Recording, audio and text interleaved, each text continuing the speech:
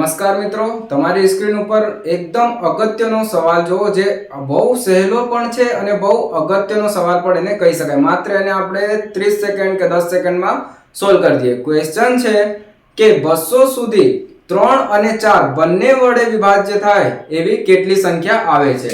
તો ક્વેશ્ચનમાં આપણને શું કીધું કે 200 સુધી 3 અને 4 થી વિભાજ્ય થાય એવી કેટલી સંખ્યા આવે? તો 3 અને 4 નો તમારે પહેલા લઈ લેવાનો લસા.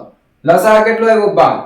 આ 12 ને 200 જે છે 200 ને 12 થી ભાગી દેવાનું. 200 ને 12 થી તમે ભાગશો તો કેટલા આવશે? 12 એકા 12. કેટલા વધ્યું? 8.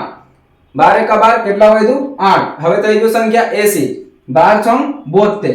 એટલે કે 16 સંખ્યા છે તમારી જેને 3 અને 4 બંને વડે તમે ભાગી શકો છો. આવા મજેદાર ગણિતનો દાખલો જોવા માટે અમારી સાથે જોડાયેલા રહો, અમને ફોલો કરો, અમને શેર કરો અને અમારી સાથે બનેલા રહો. આભાર.